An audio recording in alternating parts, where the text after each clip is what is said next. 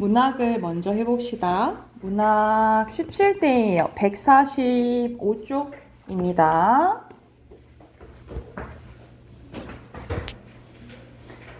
자, 145쪽 폈죠? 여기서는 우리 소설에 또 이렇게 이론이 나오네요. 승찬아, 소설의 산문조가 뭐였지?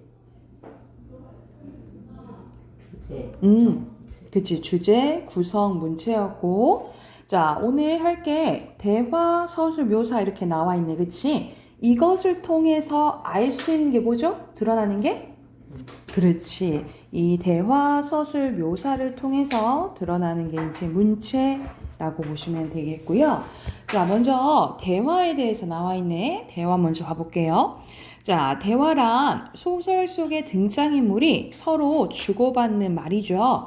그래서 대화를 통해서 사건이 구체적으로 전개되고 사건이 전개가 되고요.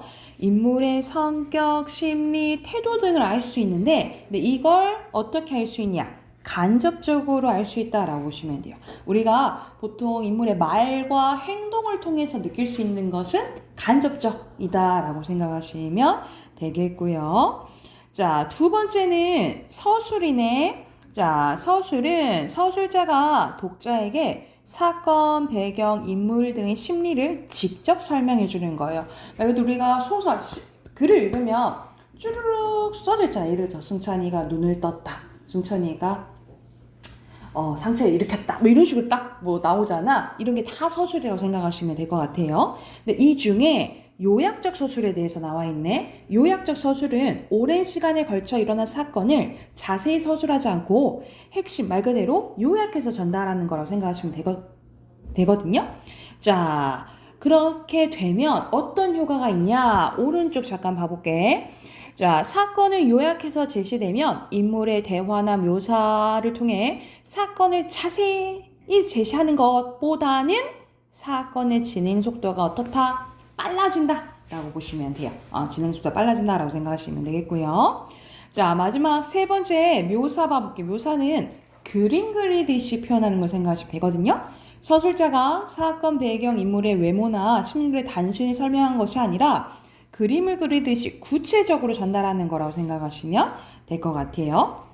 이런 식으로 묘사를 이제 하게 되면 오른쪽에 장점, 단점 나와 있네요. 장점은 대상을 구체적이고 생생하게 전달하고 수 있지만 단점은 너무 자세하게 해버리면 사건의 진행 속도가 느려진다라고 보시면 되겠죠. 그래서 아까 요약적 서술하게 되면 빨라지고 묘사를 자세하게 되면 느려진다 이렇게 생각을 하시면 돼요. 자, 그래서 예시로 이 효석에 메밀꽃 필 무렵인데 말 그대로 메밀꽃이 이제 피어져 있는 이 장소를 묘사했다라고 생각하시면 되겠고요. 밑에는 최인훈의 광장이라는 이제 작품인데, 자, 중립국은 어디에도 이제 속해져 있는 가운데 있는 나라를 얘기를 하는 거야. 아무도 나라는 사람이 없는 땅으로 가고 싶은 거야. 병원 문직이라든가 소방서 감시원이라든가 극장의 매표원 그런 될 수 있는 대로 마음을 쓴 일이 적고 대신에 똑같은 움직임을 하루 종일 되풀이하는 일만 하고 싶다. 나는 문간을 깨끗이 치우고 아침 저녁으로 꽃밭을 무너준다. 내가 만약 중립국으로 가게 되면 나 이렇게 살아야지 라고 이제 이 주인공이 생각하는 대로 지금 서술이 된 거거든요. 이런 식으로 인물의 머릿속에 있는 생각나는 대로 쭉 전개하는 것을 뭐라 하냐면 의식의 흐름 기법이라고 해요. 그래서 여기서는 의식의 흐름 기법이 드러나 있다라고 생각하시면 될 것 같아요. 이 기법은 보통 심리소설에서 많이 나오거든요. 그래서 주인공인 내가 말 그대로 이 생각했다 저 생각했다가 하는 그거 모든 것들을 쭉 나열하는 것을 의식 흐름 기법이라고 생각하시면 될 것 같아요. 자, 이 대화, 서술, 묘사를 통해서 문체 알 수 있는 거야. 그 참고하면서 뒤로 남겨서 8문제 풀어볼게요.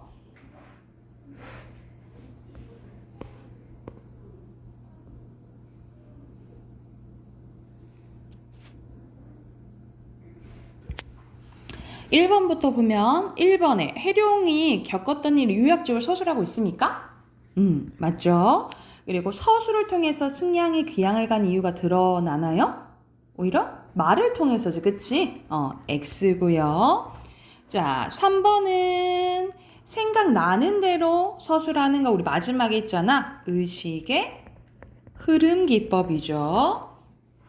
자, 4번 가볼게. 윗글은 어머니와 아버지의 대화로 전개가 되고 있고, 어머니의 말을 통해서 어머니가 순경이 찾아온 일 때문에 여기서 보면은 이걸 어쩌우? 글쎄 경찰서에서 당신을 오래요 라고 걱정하고 있는 거죠. 그죠?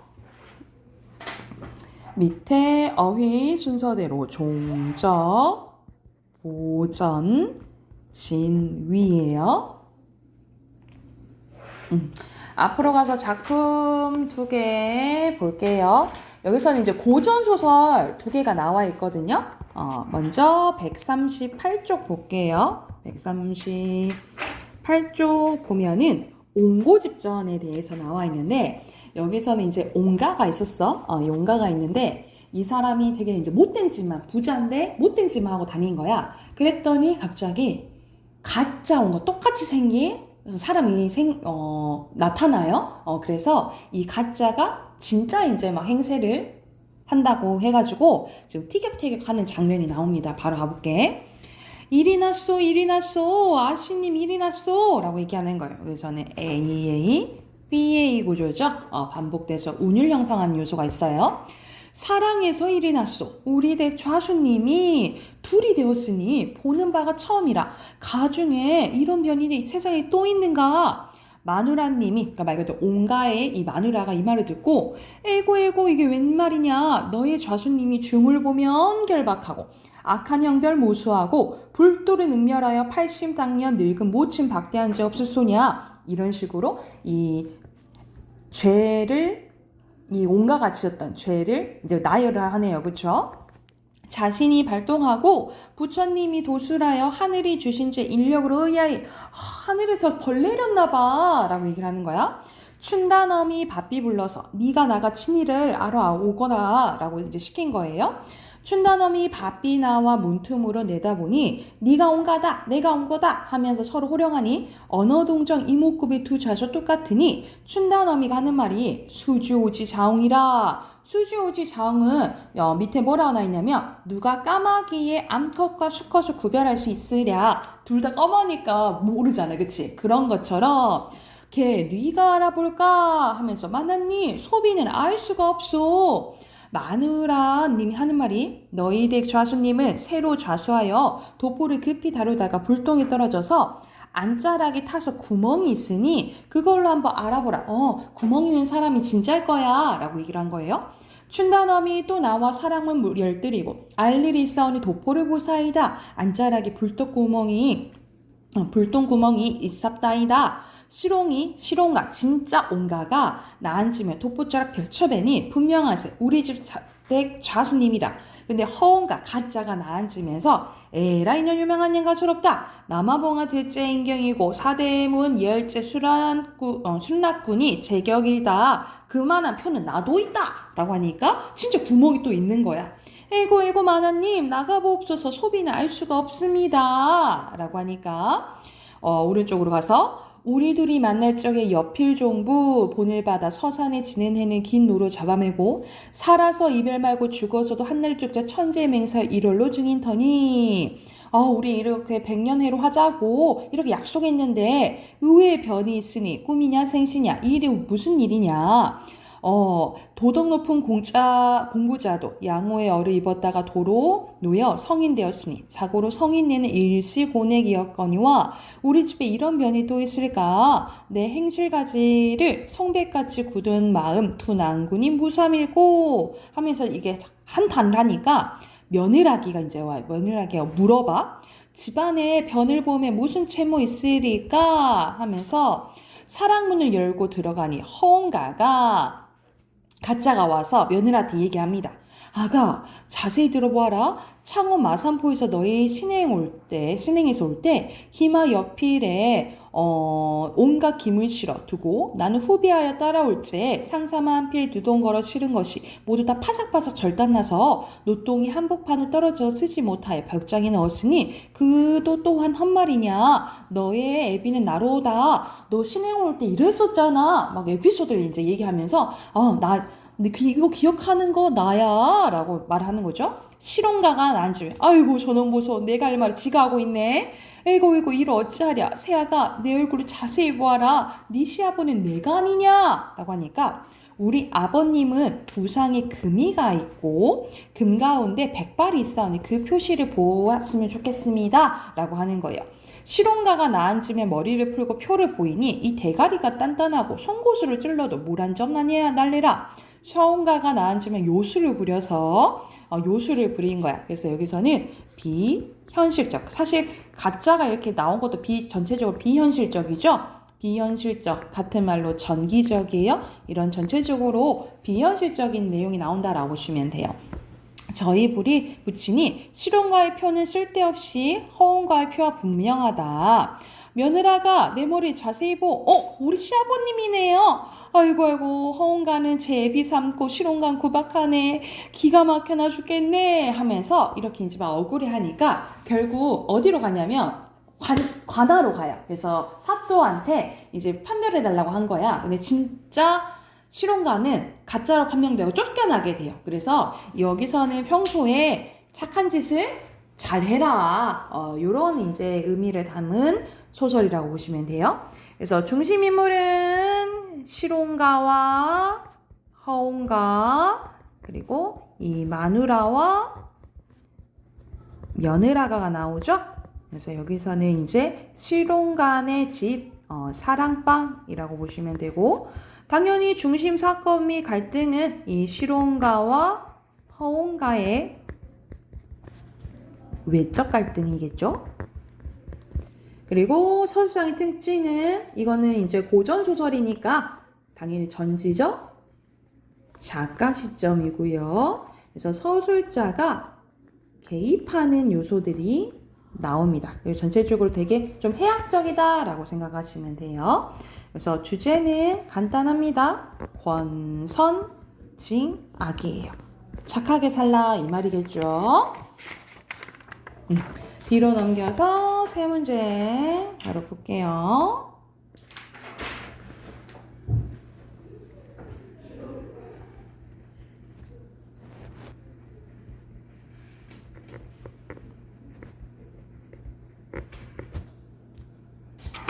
자, 빈칸 순서대로 인물 간의 대화고요. 2번에 알맞지 않은 거? 3번. 소수자 안 바뀌죠? 3번에 5번입니다. 자, 뒤로 넘겨서 또 고전 소설이 나오거든요. 이생규장전이에요. 김실습의 이생규장전인데 이건 이제 무슨 뜻이냐면 이생 남자 이름이에요. 이생이 규장 담장을 엿보다 이런 뜻이거든요. 그래서 여기서는 전체적인 줄거리 바로 봐보면 이생은 우연히 본 최여인을 사모하게 되고 시를 주고받으며 서로 사랑하는 사이가 돼요. 그런데 이 사실을 알게 된 이생의 부모는 크게 노해 이생을 고향으로 쫓아버리고 최여인은 이생과 만나지 못해 상사병에 걸리게 됩니다. 이에 최여인의 부인이 이생 부모를 설득해 이 이생과 최여인이 혼이 나게 된 거야. 이때까지 뭐 해피잖아, 그치? 근데 그 후에 홍건적의 난을 만나서 이생은 간신히 도망가서 목숨을 보전했는데 최여인은 정조를 지키려다가 홍건적 손에 죽게 됩니다. 이렇게 죽게 됐는데 한편 이생은 황폐한 들에 숨어서 목숨을 보전하다가 도적의 무리, 말 그대로 홍건적의 무리가 떠났다라는 소식을 듣고 부모님이 살던 옛집을 찾아갑니다. 그러나 집은 이미 전쟁에 타버리고 없었다. 다시 처가에 가보니 행랑채는 쓸쓸하고 집안에는 쥐들이 우글거리고 새들만 지저일 뿐이었는데 이생은 슬픔을 이기지 못해 작은 누각에 올라가서 눈물을 거두고 길게 한숨을 쉬며 날이 저물도록 앉아서 지난날의 즐겁던 일을 생각해보니 완연히 한바탕 꿈만 같았다라는 거야. 밤중이 거의 되자 희미한 달빛이 들보를 비춰주는데 복도에서 발자국 소리가 들려온 거예요. 그 소리는 먼 데서 차차 가까운 소리로 들렸는데 살펴보니 사랑하는 최여인이 거기 있었다라는 거. 죽었는데 그치? 이생은 그녀가 이미 이승이 없는 사람인지 알고 있음에도 불구하고 너무 사랑하는 마음에 반가움이 앞서 의심하지도 않고 말했다라는 거죠. 부인은 어디로 피라나의 목숨을 구조하였소? 라고 얘기를 한 거야. 그러니까 죽었던 사람이 지금 살아온 거지, 그치? 그래서 이게 비현실적인 요소고 같은 말로 뭘 한다고? 정기적 요소가 전체적으로 쓰인 거예요. 그래서 이 여인은 이제 한바탕 통곡을 하더니 이제 사정을 얘기를 합니다. 그 이후로 같이 좀 살았으면 좋겠다라고 해서 같이 둘이 사는데 이생은 벼슬을 구하지 않고 아내와 함께 살게 되니 피랑 같던 노비들도 찾아들었고 이생은 이로부터 인간의 모든 일을 버리고서 친척과 귀한 손의 기룡사 방문에도 문을 닫고 나가지 않았으며 늘 아내와 함께 시를 주고받으며 즐거이 세월을 보냈대. 자, 그런데 두 서너이가 지난 2, 3년이 지난 어떤 날 밤이었는데 갑자기 최여인이 이런 얘기를 하는 거야. 3번의 가약을 맺었습니다만 세상 일은 뜻대로 되지 않았으므로 즐거움도 닿기 전에 슬픈 이별이 닥쳐왔습니다. 하고 막 목메어 물었대. 이생은 무슨 까닭으로 그런 말씀하시오? 저승길은 피할 수 없습니다. 저와 난군의 연분이 끊어지지 않았고 전생에 아무런 제약도 없었으므로 옥황상제께서 이 몸을 빌려주어 잠시 난군을 베어 시름을 풀게 했던 것입니다. 오랫동안 인간 세상에 머물러서 산 사람을 유혹할 수 없습니다. 그래서 난 가야 된다라고 얘기를 한 거야. 시비에게 명하여 술을 올리게 하고는 옥루충고에 맞춰서 시를 지으면서 이생에게 술을 권했는데 여기서 시의 효과야. 자, 시는 어떤 이제 효과가 있냐면 내용적으로 측면했을 때는 인물의 이제 정서, 감정을 이제 표현할 수 있거든요. 인물의 심리가 이제 드러난다라고 보면 되는데, 심리를 파악할 수 있고 드러낼 수 있고요. 형식적으로는 어떤 이제 효과가 있냐면 순찬 이거는 줄글이잖아, 그치? 줄글 쭈룩 있다가 운율이 있는 시가 들어오는 거잖아, 그쵸? 그래서 약간의 줄글의 산문의 단조로움을 좀 줄여준다라고 보시면 돼요. 이게 시의 효과라고 보시면 돼요. 이 시를 삽입했을 때 효과. 그래서 어떤 시를 이제 짓냐면요. 도적대, 홍건적이죠? 도적대에 밀려와서 처참한 싸움터에 몰죽음 당하니 원앙도 짝을 잃었다. 자, 원앙도 짝 잃었다라는 거야. 그러니까 지금 이제 최여인과 이생이 이제 헤어지게 됐다 이 말이죠. 여기저기 흩어진 해골 그 누가 묻어주겠냐. 묻어줄 수 없다 이 말이죠. 서리법. 피투성이 그 유호는 하소연할 것이 없네. 나 이렇게 죽어가지고 하소연할 것이 없어졌다 라고 얘기를 하는 거죠. 슬프다. 이내 몸은 무산선녀가 될 수 없고 그 이야기를 가져온 거예요. 고사를 인용한 거예요. 중국 이야기예요. 깨진 얼굴 갈라지니 마음만 쓰라리네. 이로부터 작별하면 우리는 모두 아득하고 저승과 이승 사이 소식조차 막히리라. 우린 완전 이제 헤어지게 될 거예요 라고 얘기를 한 거야. 시 한 구절씩 부를 때마다 눈물에 목이 막혀 거의 곡절을 이루지 못했다. 이생도 또한 슬픔을 걷잡지 못했다. 나도 차라리 부인과 함께 황천으로 갔으면 하오. 어찌 무료의 홀로 여생을 보내겠소. 지난번에 난리를 겪고 난 후에 친척과 노복들이 각각 서로 흩어지고 오른쪽으로 가서 돌아가신 부모님이 유골의 들판에 버려져 있을 때 부인이 아니었더라면 어찌 장사를 지낼 수 있었겠냐. 옛사람 말씀에 여기서도 옛사람 말을 가져왔으니까 인용 쓰였네요. 부모님이 살아계실 때는 예절로서 섬기고 돌아가신 후에도 예절로서 장사 지내야 한다 했는데 이런 일은 모두 부인이 실천했소. 그것은 부인의 천성이 효성이 지극하고 인정이 두터운 때문이니 감격해 마지 않았으며 스스로 부끄러움을 이기지 못하였소. 부인은 이승에서 함께 오래 살다가 100년 후에 같이 세상을 떠난 게 어떻겠소? 라고 하니까 난군의 수명은 아직 남아있으나 저는 이미 저승의 명부에 이름이 실려있으니 오래 머물러 있을 수가 없습니다. 만약 굳이 인간 세상을 그리워해서 미련을 가진다면 명부의 법에 위반됩니다. 그렇게 되면 죄가 저에게만 미칠 것이 아니라 난군님에게까지 그 허물이 미칠 것이옵니다. 다만 저의 유골이 아직 그곳에 흩어져 있으니 만약 은혜를 베풀어 주시겠다면 유골을 거두어서 비바람만 맞지 않게 해주십시오. 저의 시신을 좀 거두어 주세요 라고 얘기한 거죠. 난군님 부디 안녕히 계십시오 하면서 종적을 감추었대.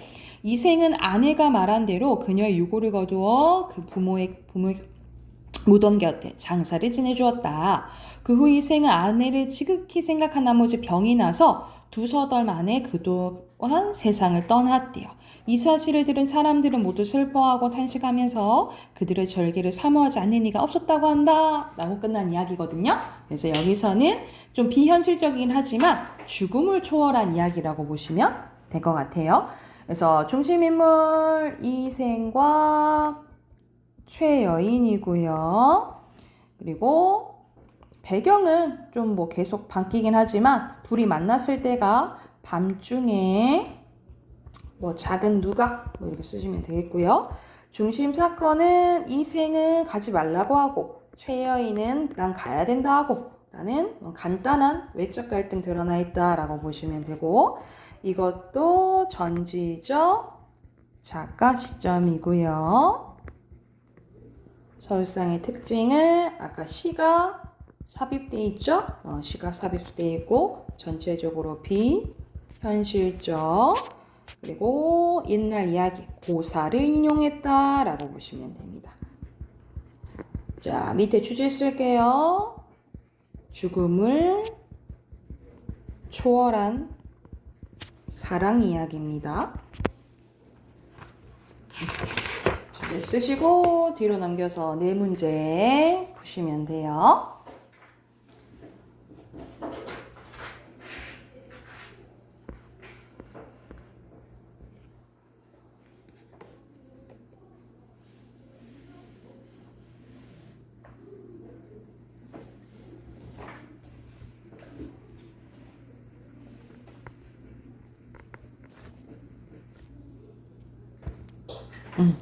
빈칸 전지적 작가 시고요.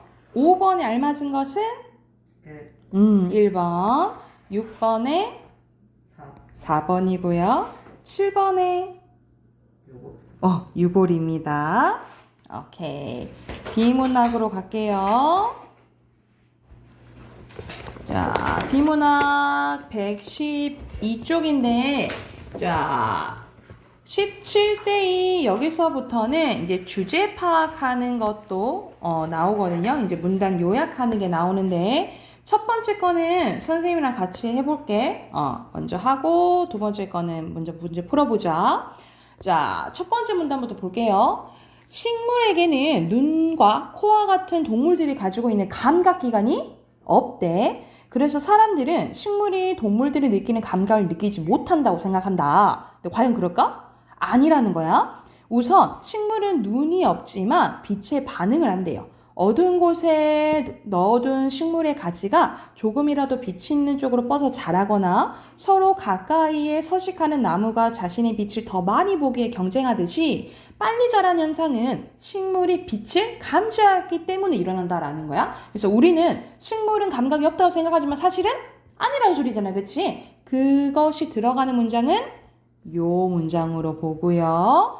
핵심어는 식물이겠죠. 자, 식물은 촉각과 미각도 가지고 있대. 파리죽은 특정한 냄새를 뿌려 파리를 잎에 앉게 만듭니다. 잎에 앉은 파리가 잎 표면의 자극털 3개 중 2개 이상을 건드리거나 자극털이 2회 이상 건드리면 잎을 닫는데 이것은 파리지옥에게 촉각이 있기 때문에 가능한 일인데 또한 잎을 닫았더라도 그것이 먹지 못하는 것이면 다시 잎을 열어 그것을 제거한대요. 이것은 파리지옥에게 미각이 있기 때문에 일어난 일이다 이 말이야. 그래서 여기서 중심 문장은 촉각과 미각이 있다라는 첫 번째 문장입니다. 동물은 특정한 감각기관을 통해서 시각, 후각, 촉각 등의 감각을 느끼지만 식물은 그렇지 않다라는 거야. 즉 식물은 특정 감각 기관이 없이 전신에서 감각을 느낀대. 게다가 식물은 인간이 잘 느끼지 못하는 다른 것들을 느끼기도 하는데 식물은 자라나는 데 필요한 물질이나 해로운 물질을 몇 미터 떨어진 곳에서도 정확히 알아내어 뿌리를 그쪽으로 내어 필요한 물질을 흡수하거나 해로운 물질을 피해 뿌리를 뻗는다라는 거야. 게다가 땅속 습도도 파악해서 물이 있는 쪽으로 뿌리를 뻗는데요. 그리고 식물은 중력을 감지하여 뿌리는 중력 방향으로 줄기와 가지는 중력과 반대 방향으로 자라게 한다는 거죠. 그래서 이거랑 좀 멀 수도 있는데 그래서 우리 뭐 과일 키우는 데서 막 음악을 틀어주면서 키우는 데도 있고 그리고 그거 실험하는 거 봐서 괜찮아? 똑같은 양파인데 얘한테는 막 이쁜 말을 막 해줘. 근데 얘한테는 막 욕을 해. 그러면 그 욕한 양파가 더 빨리 썩었다 뭐 이런 이제 실험이 있는데 말 그대로 다 감각이 있다라는 거죠. 그래서 여기서는 첫 번째 문장을 중심 문장으로 볼게요. 핵심은 그대로 식물이고요. 그래서 식물이 눈과 코, 귀, 혀 등이 없다고 오감을 느끼지 못한다고 생각하는 것은 뭐의 관점? 인간의 생각이라는 거지, 그치? 그래서 어떻게 하자? 식물을 대할 때는 식물 그 자체의 기준으로 바라보고 이해하는 자세를 가져야 한다. 그러니까 인간 중심적으로 생각하지 말아라 이 말이잖아요, 그치? 그래서 여기서 핵심은 식물이고요. 거의 중요한 문단은 첫 번째 문단 아니면 끝의 문단이거든요. 근데 여기서는 끝문단으로 볼게요. 4문단. 그래서 4문단 요약을 어떻게 할 수 있냐면 식물을 인간 중심적으로 보지 말라 했잖아, 그치? 식물을 대하는 바람직한 자세라고 정리할 수 있겠죠. 자, 그럼 밑에 빈 칸 바로 채워볼게. 식물도 뭐를 느낄 수 있다? 감각을 느낄 수 있다. 그리고 식물을 그 자체에 뭐로 봐야 된다 그랬어요? 마지막 문장 보면 그 자체에 기준으로 바라봐야 된다 했죠. 그래서 마지막 주제 파악하는 거는 첫 번째 문단이랑 거의 마지막 문단이랑 결합하면 되겠죠. 그래서 식물이 가진 감각과 식물을 대하는 바람직한 자세로 주제를 정리할 수 있겠죠. 자, 그럼 두 번째 칸은 또 바로 풀어볼게요. 자, 뒤에 것도 문단 표시하시고 116쪽까지 풀게요.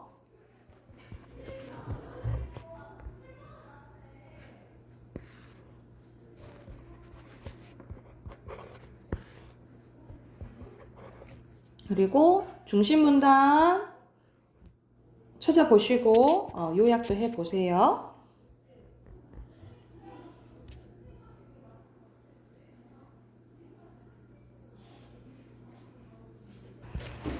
중심 문장 확인해 봅시다.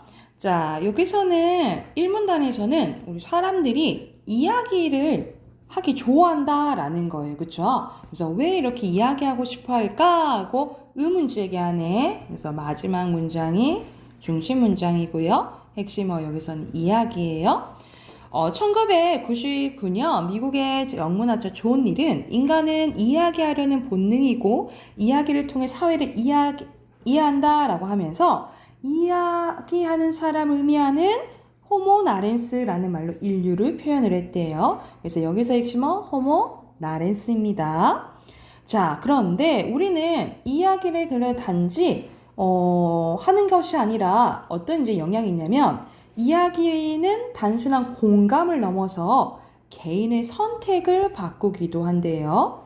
자, 예를 들어서 우리 요즘에는 모르거나 하면은 거의 검색을 하잖아요. 그치? 검색해서 뭐 블로그 글을 본다든가 요즘에는 AI한테 많이 물어보죠. 그쵸? 그런 거를 통해서 내가 선택을 한다라는 거죠. 4문단도 이어지는 이야기예요. 이야기는 사회를 바꾸는 힘도 된대요.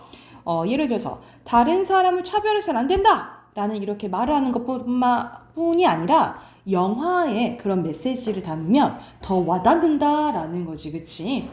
그래서 이건 다 우리가 호모 나렌스이기 때문에 일어난 현상이다라고 나와 있네요. 그래서 호모 나렌스인 우리는 단순히 이야기를 하고 듣고 즐기는 것도 중요하지만 이야기가 우리에게 어떤 영향을 미치고 우리에게 무엇을 요구하고 있는지 바르게 판단할 수 있어야 한다. 즉, 이야기 속에 담긴 의도를 파악하는 능력을 키워야 된다라는 문장이거든요. 그래서 여기서는 마지막 문장 또 괜찮을 것 같은데 첫 번째 문장으로 볼게요. 핵심어 호모 나렌스입니다. 자, 여기서도 마지막에 하고 싶은 말이 나와 있다라고 보시면 돼요. 그래서 5문단이 중심 문단이고요. 5문단의 요약은 의도를 파악할 수 있는 능력 키우라 했잖아요. 그치? 그래서 어떻게 요약할 수 있냐면 호모 나렌스인 인간에게 요구되는 능력 뭐 이렇게 요약할 수 있겠어요? 호모 나렌스인 인간에게 요구되는 능력 뭐 이렇게 쓰시면 되고요. 아니면은 밑에 힌트가 나와 있잖아. 호모 나렌스인 우리가 가져야 할 뭐 능력 뭐 이렇게 써도 될 것 같아요. 자, 3번의 빈칸 이야기 그 다음에 선택이고요. 4번에 주제는 거의 마지막 문단이랑 좀 같다고 생각하시면 돼요. 호모 나렌스인 인간에게 요구되는 능력이고요. 5번에 적절하지 않은 거 몇 번? 4번. 6번에 아닌 건요? 4번. 7번에? 오케이, 3번입니다. 뒤로 넘겨서 어휘 확인해 볼게요. 1번에 공감, 2번에 습도, 3번에 중력, 4번에 오감, 5번에 전시니까 3번, 6번에 1번, 7번에 2번, 8번에 2번이고요. 그리고 사다리 잘 타고 넣어야겠죠? 순서대로 1, 4, 3, 2고요. 1, 4, 3, 2 됐나요? 그리고 13번의 수단, 14번의 간접 경험, 15번의 촉발, 16번의 흥행, 17번의 사고입니다.